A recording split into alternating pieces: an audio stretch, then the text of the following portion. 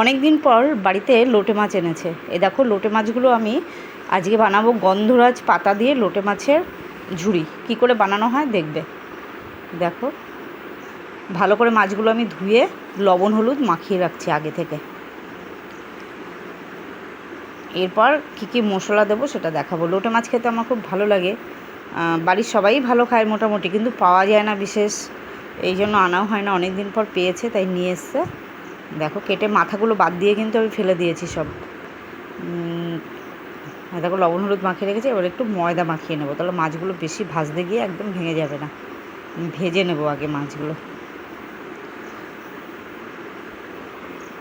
ধনে পাতা দিয়ে তো আমরা খাই, কিন্তু গন্ধরাজ লেবুর পাতা দিয়ে যে লোটে মাছ করা যায় সেটাই তোমাদের দেখাবো।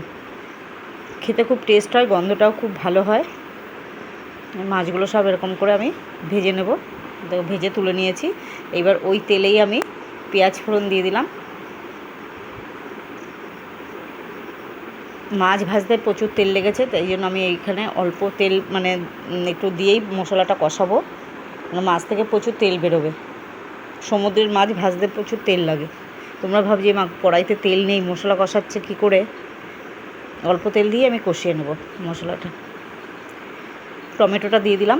এবার লবণটা দিয়ে দিলে তাড়াতাড়ি টমেটো আর পেঁয়াজটা নরম হয়ে যাবে। এবার এখানে দেখো রসুন আর জিরে ধনে লঙ্কা বাটা আছে। আদা কিন্তু দিইনি। দেখো ভালো করে মশলাটা কষিয়ে নিচ্ছি। কষিয়ে নিয়ে একটু কাশ্মীরি লঙ্কার গুঁড়ো দিচ্ছি কালারটা ভালো আসার জন্য। দেখো এবার আর মনেই হচ্ছে না যে তেল কম আছে। দেখো মশলা ধোয়া জলটা দিচ্ছি, গরম করে রেখেছিলাম কিন্তু এটা।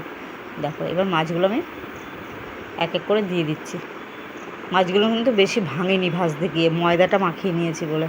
দেখো প্রায় গোটা গোটাই আছে। শুকনো ময়দাটা আমি ওপর দিয়ে দিয়েছি। দেখো মাছগুলো সব দিয়ে দিয়েছি। এবার আস্তে আস্তে একটু নেড়ে করে নেব। লবণটা টেস্ট করে নেবে তো। এইবার এই যে গন্ধরাজ লেবুর পাতা আমি আমাদের গাছ থেকে তুলে নিয়ে এসেছি। তুলে ধুয়ে ভালো করে এই দেখো মাছের ওপরটা আমি দিয়ে দিচ্ছি। দিয়ে ঢেকে দেবো। 5 মিনিট পর আমি তুলবো। এই দেখো